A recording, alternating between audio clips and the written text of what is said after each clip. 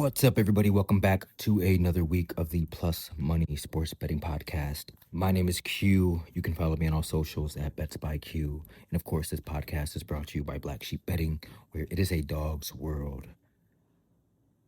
I've been MIA for a week, all right? Couple life updates. I took a vacation.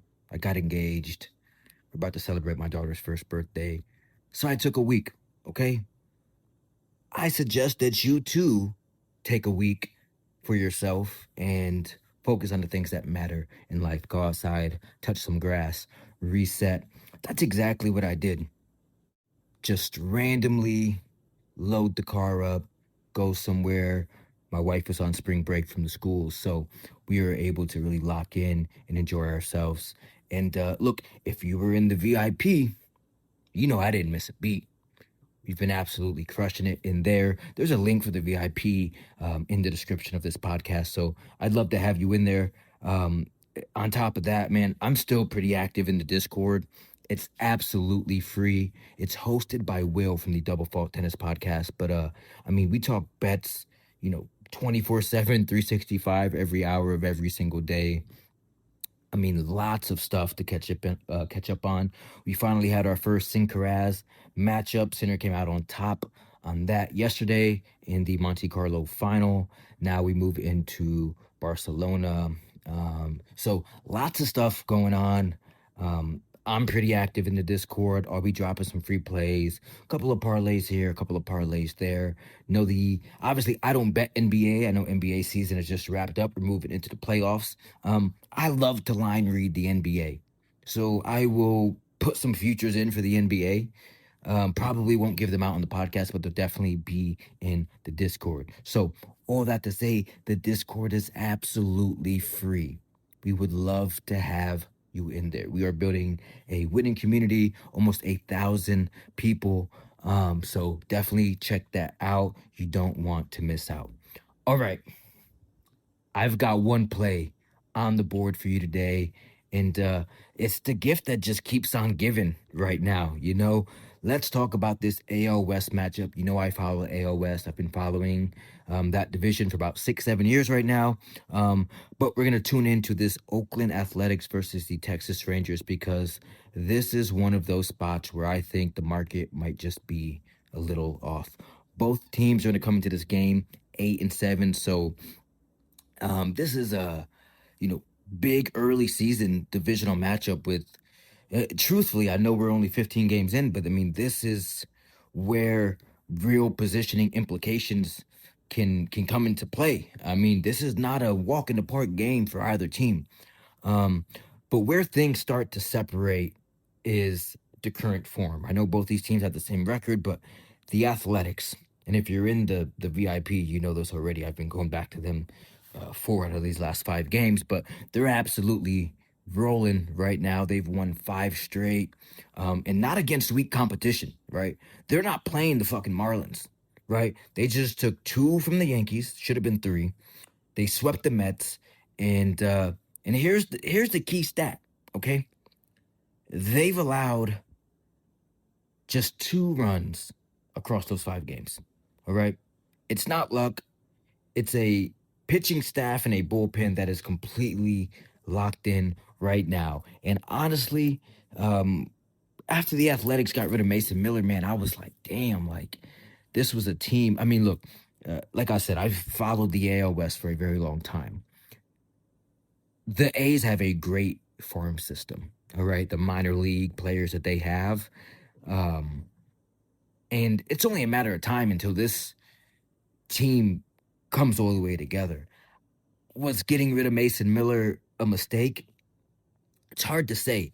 Probably, but there were other things that needed to be addressed. It didn't matter if you had the best closer in the game if you weren't in a position to throw him out there for a save, okay? So, but let's get into this pitching matchup tonight from a starter perspective. For the A's, you got Luis Severino on the mound. On paper, the numbers don't really, jump off the page. 5.4 ERA, 1.80 walk and hits per inning. But he does have 17 strikeouts, just 13 innings pitched. Here's something that I really like, okay? He has not allowed a home run yet this season. On the other side, we get Nathan Eovaldi. And I think, like, I don't know. I'm not a big Eovaldi guy. I know a lot of people are really high on him. They've been high on him, but he's sitting with a 7.98 ERA, 1.84 whip, and has allowed 22 hits in just under 15 innings. In addition to that, he's given up 4 long balls. So neither pitcher has been perfect, but there is a big difference here. Severino issues is walks. Eovaldi's issue is getting hit really hard. And that's the more dangerous problem here, especially against a team that's starting to heat up like the A's. They're tacking on runs. Now, if you zoom out and you look at full team stats, the Rangers have the edge on paper. That's likely why they're favored in this game. Their pitching staff collectively 3.46 ERA, 1.22 whip, compared to the A's, who have a 4.20 ERA and a 1.47 whip. So, I mean, baseball isn't played in season averages, right? It's played in current form and matchup context. And right now, the A's are hot. The Rangers have been a bit inconsistent. Now, I know the narrative here. Historically, the Rangers have dominated this matchup. I think they've won the last 6 or 7 matchups, the individual matchups between the Athletics. So they've had a lot of success in divisional games, particularly against Oakland.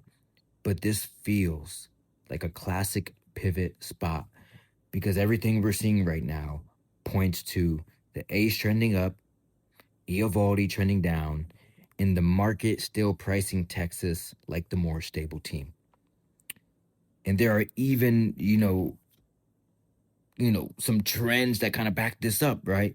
The A's have won 8 of their last 9 games as underdogs. They've also been fast starters. They get out in front early in games during the streak that they've been winning. So when you put all of this together, you've got the hotter team, the better recent pitching form, and a matchup where both starters are kind of shaky, but one is clearly more vulnerable. So for me, this is a spot where the streak does continue. Give me the Athletics on the money line to win this game tonight, plus 120. Lock it in. I will see you at the counter. Now, if you are concerned about the podcast, don't be, because I will be back here tomorrow with more plus money plays from around the sports world. I won't take any more impromptu vacations without letting you know. As always, my name is Q from Black Sheep Betting. I hope to see you in the Discord. I hope to see you in the VIP. But more importantly, I hope to see you at the counter. Lock in. I'll be back here tomorrow. And as always, I hope each and every one of you hit each and every one of your bets. Peace.